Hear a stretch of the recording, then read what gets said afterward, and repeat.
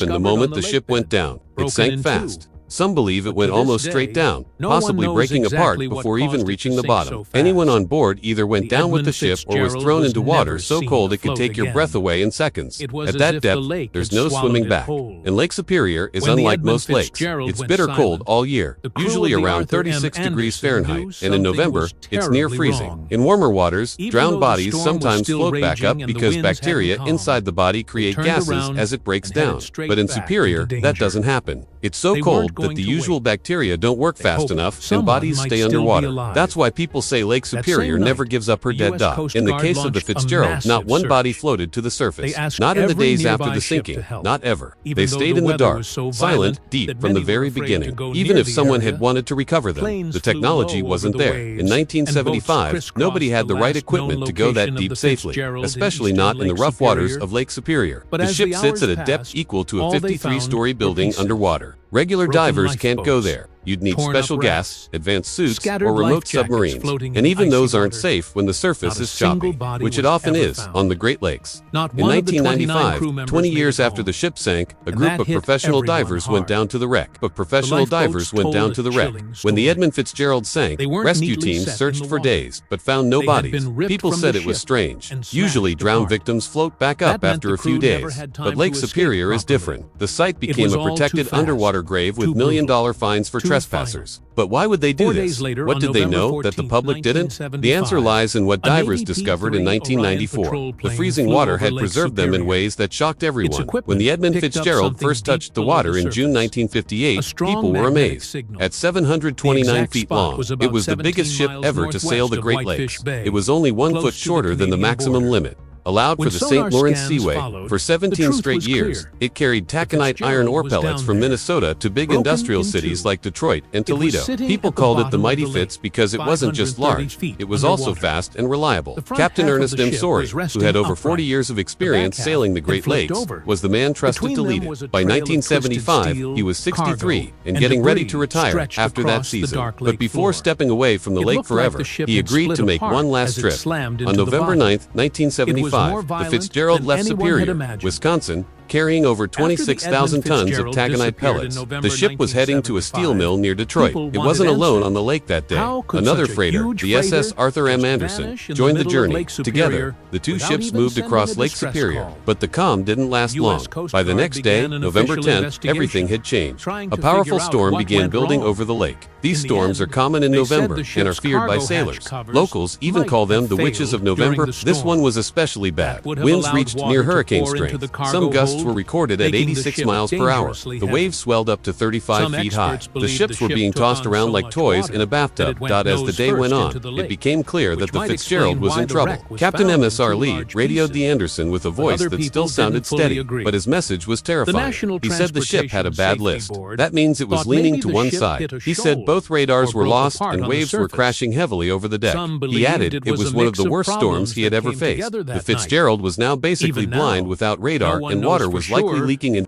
Surly and the Anderson's captain tried to steer both ships toward Whitefish Bay in Michigan. It was the nearest safe spot, but they were running out of time. At around 7:10 p.m. on November 10th, the Anderson asked how the Fitzgerald was doing. M. Surly calmly replied, "We're holding our own." Those were his final words. Just a few minutes later, the Anderson's radar showed something unthinkable. The Edmund Fitzgerald had disappeared. No one saw it sink. No Mayday signal was sent. One moment, it was there. The next moment, it was gone. In just minutes, the mighty 729 feet ship and all 29 men on board vanished into the dark waters of Lake Superior. Not a single body was ever found. The ship's remains were later discovered on the lake bed, broken in two. But to this day, no one knows exactly what caused it to sink so fast. The Edmund Fitzgerald was never seen afloat again. It was as if the lake had swallowed it whole. When the Edmund Fitzgerald went silent, the crew of the Arthur M. Anderson knew something was terribly wrong. Even though the storm was still raging and the winds hadn't calmed, they turned around and headed straight back into danger. They weren't going to wait. They hoped someone might still be alive. That same night, the U.S. Coast Guard launched a massive search.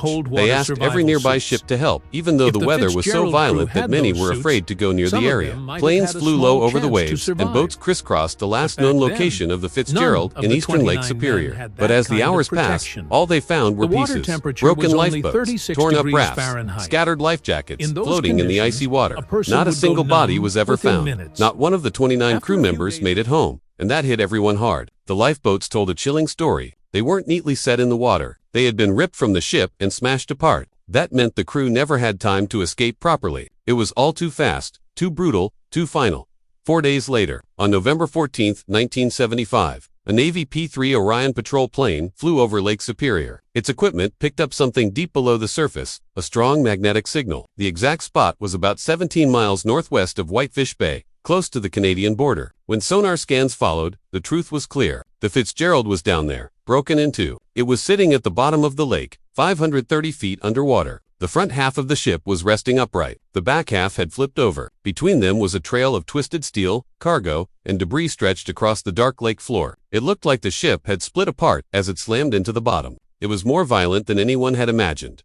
After the Edmund Fitzgerald disappeared in November 1975, people wanted answers. How could such a huge freighter just vanish in the middle of Lake Superior without even sending a distress call? The U.S. Coast Guard began an official investigation trying to figure out what went wrong. In the end, they said the ship's cargo hatch covers might have failed during the storm. That would have allowed water to pour into the cargo hold, making the ship dangerously heavy. Some experts believe the ship took on so much water that it went nose first into the lake, which might explain why the wreck was found in two large pieces. But other people didn't fully agree. The National Transportation Safety Board thought maybe the ship hit a shoal or broke apart on the surface. Some believed it was a mix of problems that came together that night. Even now, no one knows for sure what exactly caused the ship to sink. What they do know is that it happened fast, whether it split open on the surface or broke when it hit the bottom. The end came so quickly, the crew likely had no time to escape. Just an hour before the ship vanished, Captain Ernest M.S. Surley sent a final radio message to another vessel nearby. He said, "I have a bad list. One of the worst seas I've ever been in." That was his last message. The weather was brutal with towering waves and hurricane-force winds. Whatever happened next must have been violent and sudden. No one got to the lifeboats. No bodies were found floating. Everything and everyone went down with the ship. This tragedy led to changes in how ships were built and how they were checked. After 1975, ships had to go through more careful inspections, especially the hatch covers. They were also required to carry better depth finders and cold water survival suits. If the Fitzgerald crew had those suits, some of them might have had a small chance to survive. But back then, none of the 29 men had that kind of protection. The water temperature was only 36 degrees Fahrenheit. In those conditions, a person would go numb within minutes. After a few days of searching, the Coast Guard called off the recovery. The wreck lay more than 500 feet deep, too far down for any rescue or body recovery at that time. The families of the lost sailors were told that their loved ones were gone forever, resting in the cold, dark depths of Lake Superior.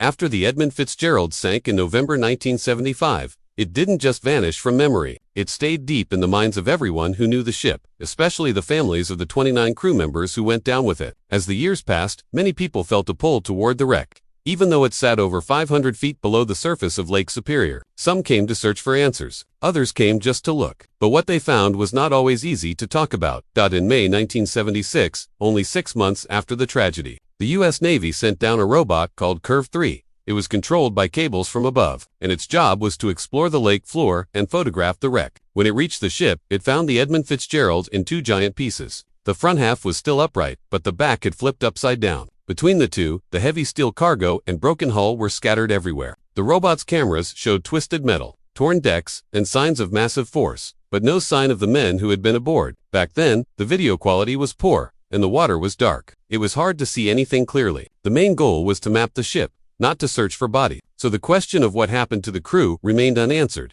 In 1980, something big happened. Jean-Michel Cousteau, the son of the famous ocean explorer Jacques Cousteau, took a small subdown to the wreck. This was the first time humans actually visited the site in person. He and his team launched a dive from the ship Calypso. When they reached the wreck, they stayed outside and didn't go inside the ship. They looked around carefully, studying how the metal was bent and torn. The damage looked like it had happened from the top down, almost like the ship had cracked in half on the surface before sinking. But they didn't find anything to confirm that. And once again, no bodies were found. It was as if the men had disappeared completely into the lake. People wondered if the crew had been trapped inside the ship when it broke apart. Some believed their remains were still hidden in the wreckage, covered by steel or buried in the soft lake bottom. Others thought the powerful waters of Lake Superior might have carried them away. But there were no clear answers, only questions. Families hoped someone would eventually find something that could bring them peace. Even though these early missions didn't bring back many clues, they started something important. They showed that the Edmund Fitzgerald was not forgotten, and they proved how deeply people cared,